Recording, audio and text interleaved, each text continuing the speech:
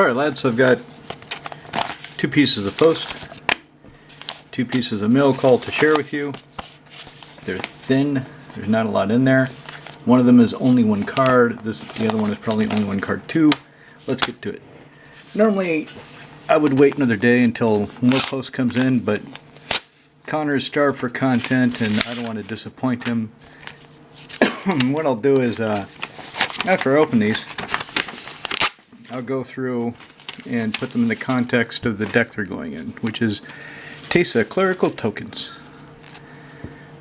That's kind of pretty. Yes, that's the original art, isn't it? It looks kind of different. Looks kind of like that. I got 2 of them. I got a playset. I got a playset of Lonely Sandbars. Yeah. Actually, it's kind of neat. I could do something with them. Use them for decoration. Anyway, it's cool. So, really, what I wanted was this ethereal absolution for Teysa's Clerical Tokens. Look, she's right there. See? Teysa's on the card. So, she needs to have it because she's on it. Right. So, for 6 fucking mana, 6. Oh god, 6 is so high casting cost. Oh, it's gonna break my nuts. Anyway, 4 black white. Yeah, it's pretty heavy. Creatures you control get +1/+1. The creatures your opponents control get -1/-1. So it creates a 2-point power and toughness swing between you and your opponents, which is kind of nice. I'm not sure if it's 6 mana nice, but then you can spend 4, exile target card from an opponent's graveyard. If it was a creature card, you create a 1/1 white and black spirit creature token with flying. So it eats cards from the graveyard at the low cost of 4 fucking mana. And you get spirits for it if it's a creature. So this card's overcosted. It should only cost about 5. Or this activation cost should be lower. I mean, come on, 4? Give me a fucking break. But anyway, it does fit the theme of the deck. It does create a 2-point power swing between my opponents and my creatures and my opponent's creature. Yeah, between my opponent's and me. Anyway, so that's pretty cool. And then of course, spirits. It's a token deck, so gonna have lots of spirit tokens. Let's see what's in here. I actually forget what's in here. I don't want to rip this. So there's a I don't think it's a full-on basilica, but there's a church here in Prague, and they've got this Jesus doll, and the Spanish people love it. The Spanish people, I forget what it's called. I should remember it, but I don't. Oh, did I rip it? Ah, son of a bitch! I ripped the goddamn stamp. Fucking tape. It's because of the way he put the tape there and because I wasn't careful. So I was hoping to keep this stamp. Anyway, this doll, it's supposed to be Jesus, and the Spanish people love coming to see it, especially the Spanish people. I don't know why. Maybe it was gifted from Spain. I don't know the full history. There's a lot of stuff in the city I don't know the history of. Jesus Christ, I can't believe I ripped the goddamn stamp. It's not like I don't have a lot of stamps I'm not using. I need to slice this open a bit.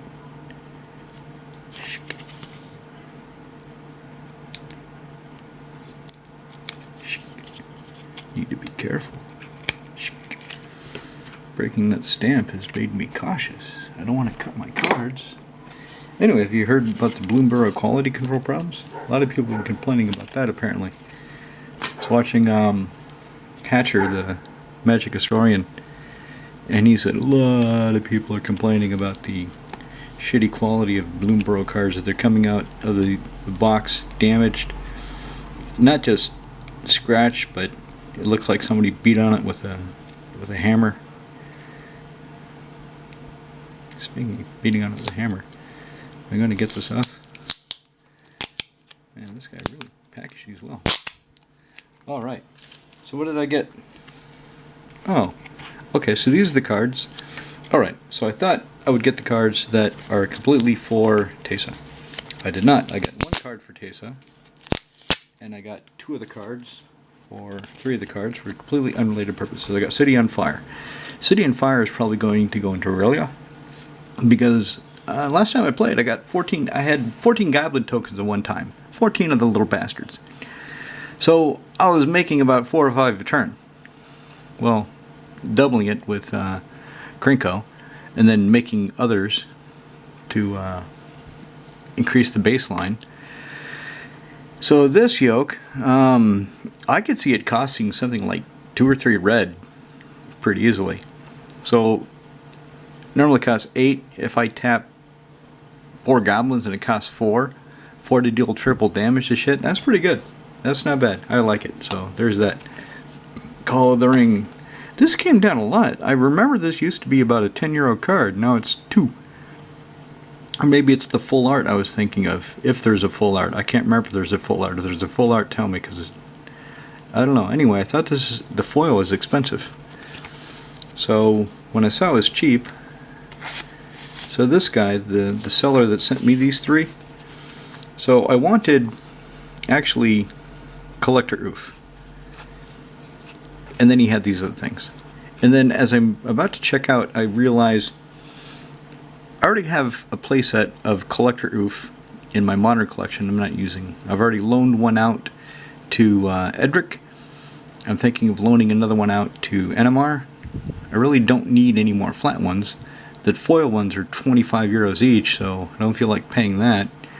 And it's probably going to get reprinted before too long. So I took those out of the cart, but I kept these. So Call of the Ring, that'll go into Frodo and Sam, now that it's surprisingly cheaper than it used to be. So 1 in a black, at the beginning of your upkeep, the ring tempts you. So you go through all the ring bullshit.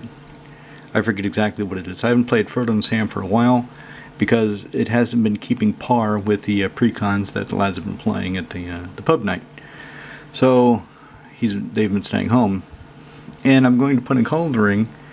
I'm going to put in Marshall's Anthem in order to try to push it back up to a power level competitive with precons, because it's a lot of fun. Oh my god, the deck is a lot of fun. It's just I don't win with it because I'm having so much fun doing stuff and putting out hobbits and making tokens.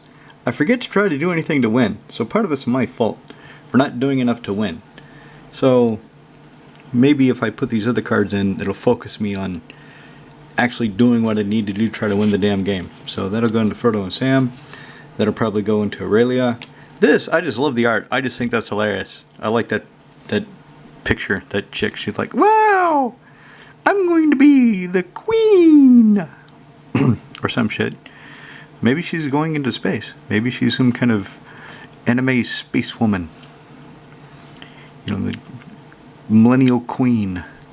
Anyway, so as foretold, 2 in a blue, at the beginning of your upkeep, put a time counter on it. Once each turn, you may pay 0 rather than the mana cost for a spell you cast, with mana cost equal or less to the number of time counters than as foretold.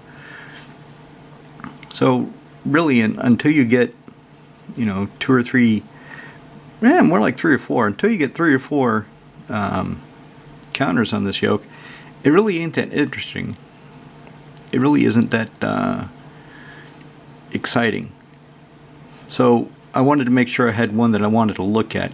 So while it's sitting there doing nothing, amping up, getting ready to do something, I just wanted a pretty one. Not sure where I'm going to put it, if anywhere, though. I don't have a deck idea for it. I wanted this for the art. On my Magic Card Market page, account, whatever, it's really not a page because I can't show it to anybody unless I do a screen share or screenshots.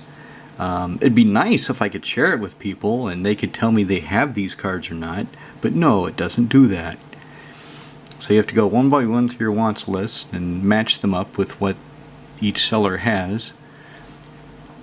And I've got a page, 8 different pages just for art cards. Old frame foils, old frame cards, which is basically like Saga Antiquities, Onslaught, Legends, Revised, all that, right? And then Secret Lair Drop Series, cards I want from the art from that. Mystic Archive, New Frame Extended, Modern Frame cards, New Frame cards. So this is what I mean by, so to me, I call this New Frame, because the Modern Frame is basically this extended down. So this is on my arts page, and it was cheap, so I bought it, and now I have to figure out what to do with it. Maybe I'll give it to Kestia, because Kestia takes some time to build up, and she's all about enchantments. Who else could go with it? Really, it needs to be in a deck with Doubling Season, so I doubled the counters, but I don't have any blue-green decks, either independently or in a combination with another color, that require Doubling Season. Animar is the closest, but Animar, the current build, the surprise motherfucker, Eldrazi Morph, doesn't require Doubling Season because it's not about counters. It's about a couple Eldrazi Titans and a bunch of Morph creatures. If I switch it over into Hydras, Animar, God of the Hydras, then I'm able to have Doubling Season. So I might probably just keep As Foretold for that. I'll just hold it for whenever I switch Animar. You know, whenever the hell that is. I'm not planning to do it. Actually, take that back. I'm been thinking more about this Astrusna Prague idea. Right? What decks are for Prague? What decks are for Astrusna? Let's get a shot for the thumbnail. Yeah? Is that pretty good? That's probably pretty good. Yeah. Probably something like that. So, what I've been thinking of is, as I bang the face of the foil, let me just get Teysa out to put that away.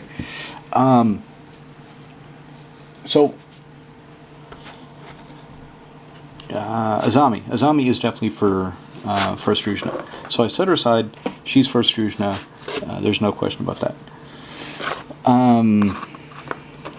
I need to get a sleeve for it anyway, so there's no point in doing this. So anyway, Azami is for Astrusna. And I've got these deck boxes that I take with me that can hold 3 decks. So Azami, and then I'm thinking about rebuilding Brago, and then I was thinking of a third Astrusna deck.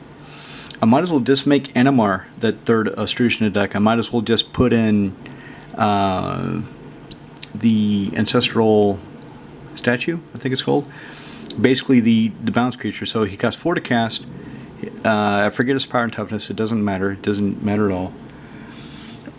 Because when he comes into play, you return a creature to hand. So you play this dude. He comes into play. If Animar's in play, Animar gets a counter. And then you have to bounce a creature back in. So you bounce that same creature back to your hand because it happens when he comes into play. And then you play him again. Animar gets another counter. You need to bounce a creature. You bounce a creature. And you just keep doing bung bung bung bung bung bung bung bung bung bung bung bung bung until Animar is sufficiently big to kill somebody. And then you kill somebody. So that's a combo I do not have in the Prague version because it's just too mean and it's too easy to search for. I only need one other creature and just I can go to town with Animar and smash people. You know, God help me if I have Beast Whisper out, so every time I go bung bung bung bung bung, Animar gets bigger and I get a card, so I can just go through the whole deck. That's the kind of shit I would do in Astrusna, not in Prague. So I'm thinking, what if I used to have 2 Animar builds. I used to have both at the same time. And I realized that maintaining 2 Animar builds is kind of dumb because they're both using the same mana base. They both kind of play the same, more or less. And so I took one apart, but I kept the pieces as a modular component, so if I decide to change Animar, I can swap those pieces back in. So what if I just went back to that idea? What if I had Animar for Prague and Animar for Astrusna?